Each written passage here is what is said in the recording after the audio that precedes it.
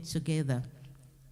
And they came to the place which God had told him of, and Abraham built an altar there, and laid the wood in order, and burned Isaac his son, and laid him on the altar upon the wood. 10. And Abraham stretched forth his hands, and took the knife to slay his son. And the angel of the Lord came unto him out of heaven, and said, Abraham, Abraham. And he said, Here I am. And he said, Lay not your hand upon the lad, neither do thou anything unto him. For now I know that thou fearest the Lord, seeing thou hast not withheld your only son from me. And Abraham lifted up his eyes and looked, and behold, behind him a ram caught in a thicket by his horns. And Abraham went and took the ram and offered him up for a burnt offering instead of his son. And Abraham called the name of the place Jehovah Jireh, and it is said to this day, In the mount of the Lord it shall be seen. And the angel of the Lord called unto Abraham out of heaven the second time, and said, By myself have I sworn, said the Lord, for because you have done this thing, and you have not withheld your son, your only son, that in blessing I will bless thee, and in multiplying I will multiply your seed as the stars of the heaven, and as the sand which is upon the seashore. And your seed shall possess the gate of his enemies, and in your seed shall all the nations of the earth be blessed, because you have obeyed my voice. So now, let's look at some points. We are going to treat this into details. The promptness in obedience with which Abraham swung into action, despite knowing that he was losing his laughter, is challenging. No wonder he was divinely blessed. Obedience pays.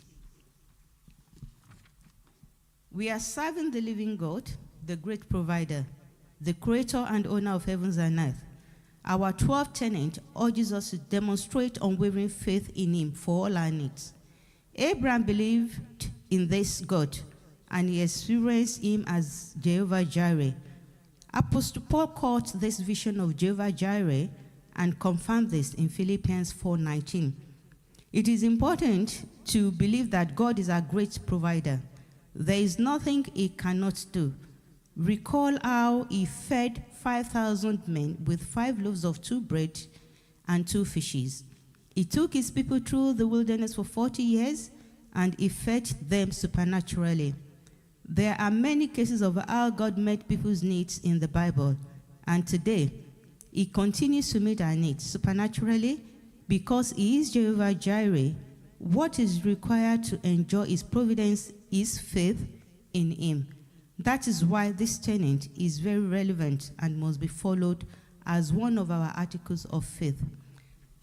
At the back of the manual, there should be the tenet of CAC. Have we looked? Or is it just in the teacher's manual? Student manual, it is there. They're there. Okay. So, number 13 is the tenet we're talking about. Faith in God, the Jehovah Jireh, to supply all financial needs. That is the last tenet of CAC, Christ Apostolic Church. So this lesson, as usual, is divided into 2 parts. And part 1 is Abraham is commanded. And the second part is challenging Abraham's challenge. So now the first thing is the order from God. Take your son, your only son Isaac, whom you love, and go to the land of Moriah and offer him there as a burnt offering on one of the mountains, which I shall tell you. God specifically mentioned Isaac to clarify the command. The instruction was clear and direct. God's instructions are clear enough in his word. Strict compliance alone yields blessings. We all know how long it took Abraham before he had Isaac. After waiting for so many years, having a child in his 90s, in his old age, and then you are enjoying the child, you have a companion, you're laughing with the child is now walking about school age, and all of a sudden, somebody now come out of nowhere, commanded you, oh yeah, take this child. go and sacrifice the child. I'm sure a lot of us would have been thinking, Satan, get thee behind me. that cannot be right. God gives. He can't take it from me. So the command was outstanding. Why? Isaac was the long-awaited promised child to bear the Abrahamic covenant, Abraham's laughter. God promised Abraham, you will have a child. Through you, I will bless you. You will become a nation. I will bless the world. I will do this. I will do that. And you have only one child. And then you receive this instruction. Go and sacrifice this child. I mean, if you want to think logically, you'll be thinking, if I'm going to be fathers of many nations, if I'm going to the nations, the world is going to be blessed through me, through this child. If I die and there is no child to continue, how is that going to work? How is the blessing going to be? So at times, don't let us apply logic to our own logic to the things of God, because our 2 plus 2 may not add up to 4. God doesn't work like that at times. He sees beyond. He knows, he has his own intention. He knows what he wants to do. He knows the beginning, he knows the end. He knows what he wants to accomplish. And remember, if you look at the first verse, it says, and it came to pass after these things, that God did tempt Abraham. So God intentionally tempted him. God wanted to know how much Abraham loved him. God wanted to know how far Abraham could go. God wanted to know how much Abraham could give. How loyal, like Daddy said, how loyal, the extent of his loyalty. You know, at times loyalty can be rated. We can be loyal to a certain extent. We may not be loyal to some things in some situation 100%. Our loyalty can have a limit. Like, I can give you £100, but £200, I beg, I can't do that. I can meet you at 1 o'clock, but 8 o'clock in the morning, I will be sleeping. I can't do that. Our loyalty has a limit. We are human beings. So God wanted to see how much Abraham could give him, how far he could go. And this was a case of loyalty, follow instruction up to the nail. God was specific. Your only son, this particular mountain, offer him as a sacrifice. Isaac. God didn't say take the other child, which he had before Isaac, Ishmael. God could have said, why not Ishmael? Why Isaac? That's another question. Why not Ishmael? Why Isaac? God could have said, take Ishmael. But God was very specific. Because at times we tend to add things to ourselves. We add things. We keep things like, we focus on things at times too much. We pay too much attention to things that are unnecessary. Or we give too much attention to things than God. And probably because of the previous messages, prophecies from God to Abraham, he probably paid too much attention to Isaac, a child of covenant. God said it. Well, Ishmael you've had, that's okay. But my covenant is with Isaac.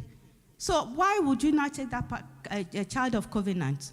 And naturally, a parent, when you have that kind of prophecy beforehand, you would pay attention to that child. You would give attention to that particular child. But Abraham didn't think like that. He didn't let his flesh control him at that time. He didn't even think twice. He just accepted it. My God commanded. I have to obey. He didn't query God. Because at times we tend to query God like, some people would say, God, why do you want to take Isaac? Why not take, can I not give you a goat? Can I not give you a ram? If you want 1,000 ram, sheep, I will give you. If you want 1 million this, I will do that, rather than this. He didn't try to negotiate with God or bargain his way out. full obedience, total compliance. The future of the covenant revolved around Isaac, but God asked Abraham to sacrifice him as a burnt offering. What laughter can you sacrifice to God? When they had Isaac, they named him Oluwapamilerin. God made me to laugh, right? Now, the child of laughter is now turning to sorrow, to joy. I mean, in our own time now, as we are sitting down, if this should happen, if you tell somebody else, like, this is the situation, they will tell that person, you are mad. That voice you are hearing is Satan. That church you are going there is demonic. That pastor that is praying for you is mad. All of you are crazy in that church. It's not just possible. How can this? People will start to analyze things for you, why it should not be, why it cannot be, why it mustn't be. It's never done. It's never had. We've never seen. It's not possible. It's impossible. God is not cruel. God is not bad. People will analyze and convince you that you are going mental. D. Abraham's timely response to God's command shows what faith in God entails. God requires absolute obedience without delay or argument. What is it that God has asked you to do, to give, to perform, and you are delaying? Are you procrastinating? Oh, well, this month, next month, when I have time. I know God said it, but at your own convenience, right? God doesn't wait for anybody. He has everything in the kingdom of God is timely. The blessings of today may not be available tomorrow. The angel working right now at this particular hour, they may not be the one that will be with us throughout this service. They do change duties, angels.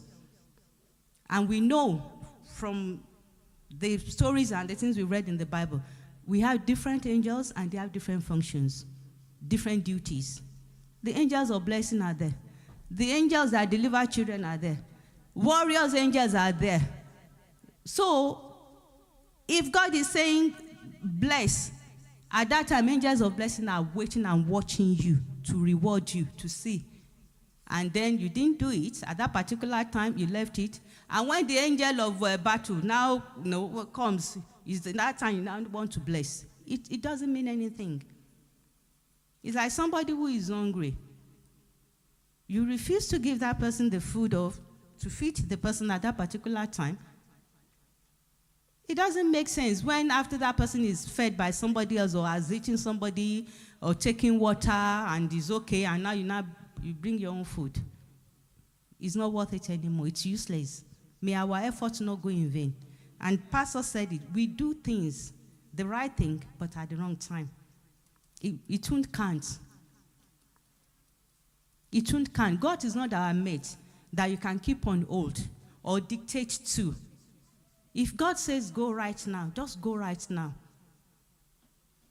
The front of you may look like, you say go, but it's all blocked. There is no way. But he will make a way. He that says go, he knows what he's talking about. Nothing can stand before you. Let us look at point E. A lot of us want Abraham's blessings, but are we ready to pay the kind of great sacrifice he paid? F. An untested vessel is a non-useful one. Just like Abraham's loyalty and faith in God were put to test. Our faith, obedience, loyalty to God will be tested. You cannot run from your shadow. Is there a difference between faith and obedience? This is a question. Is there a difference between faith and obedience? Please explain more. Expatiate.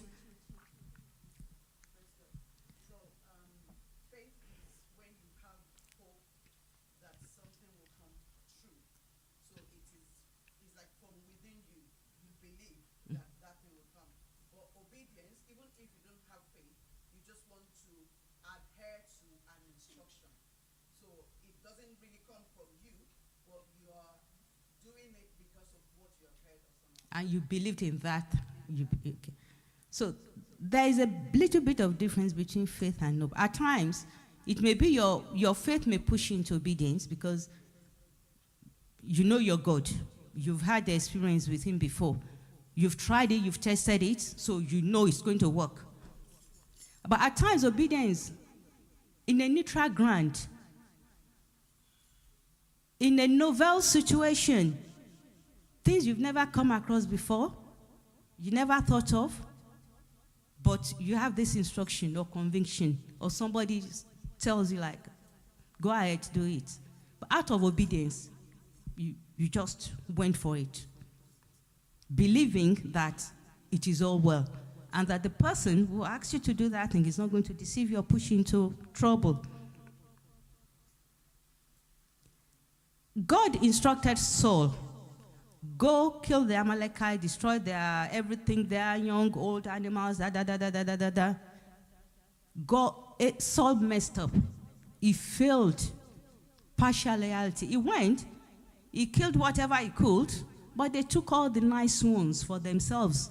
All the big ram, all the big goat, all the fat ones. No, they kept all those ones for themselves. He and his men. Partial obedience. It doesn't work with God. That act was one of the things that God did that made God to condemn him. So we have to be very, very careful. When we receive instruction from God, please do it according to the letter. Do it up to the point. Don't use your own reasoning or judgment. Don't make way for God. Don't try to push things by yourself, not by your power, not by your strength. Let that Spirit of the God lead you. The one that instructed you, if you come across any obstacle, challenges, go back to him. God, I don't understand. How do I go now? What do I do? He will lead you. He won't abandon you. He won't forsake you. You cannot choose and pick when it comes to the instructions of God. If instructions are A, B, C, D, you cannot say, okay, I'll do B today. I will do C, but D, I can't do. A, maybe I will do next year. At your own time, then you pick and you choose what you want to do, and you confuse yourself, you confuse everybody, and you're trying to apply logic. Oh, that A is unnecessary. Why should I do A? I cannot see any reason for that. Because your sight are limited. You cannot see beyond your nose. But God who asks you to go and do A, B, C, D, he has an aim. He knows what he wants to accomplish through that. So we all claim Abraham's blessings, but are we ready to pay the kind of great sacrifice he paid? So nowadays, God may not ask you to sacrifice your only son, your only daughter, but what is it that you have? If God asks you to give it up, are you willing, are you ready to give it up without question? One man that came to Jesus and said, Lord, I've done everything. What is it? What else do I have to do to enter the kingdom of heaven, to be saved? God said, take care of your, who knows the story? God said, give up everything you have. Sell all your properties. Exactly. God said, distribute your property, sell everything, then you can follow me. He became unhappy. He couldn't do it. He became unhappy. So what is it that you have that you cannot sacrifice or you sacrifice? This is a salvation. This is about salvation we're talking about. Blessings on earth, blessings in heaven.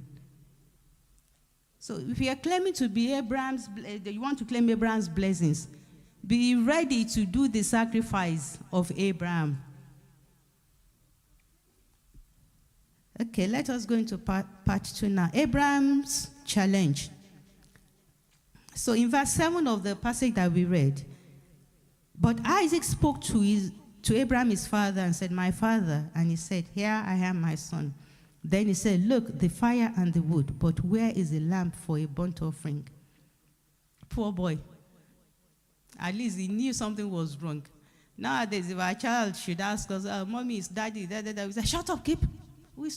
You dare not talk, you dare not ask questions. But I love the way Abraham answered him, and So, point A. 3-day trek was an opportunity for Abraham to reverse his decision, but he pressed toward accomplishing God's command.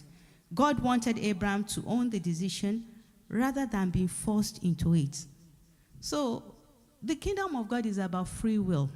God has given us all free will. You can either choose to follow him, to obey him, and you have more than enough time throughout your lifetime on earth, either to serve God or not to serve God. You have time to mend your ways, or you have time to continue until death.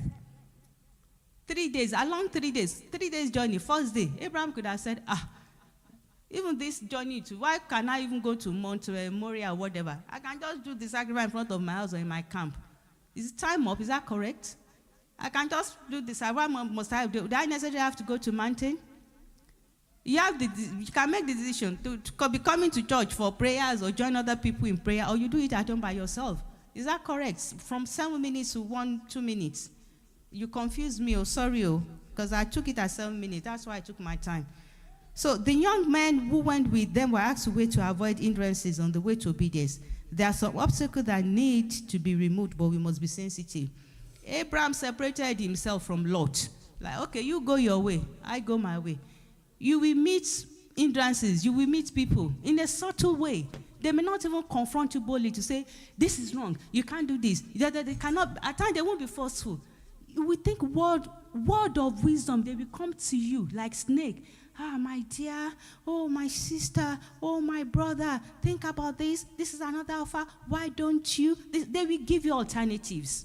And believe me, for everything that God has for you, every plan, every blessing, Satan has his own alternative. And you will not see Satan with horn and tail coming to you say, hey,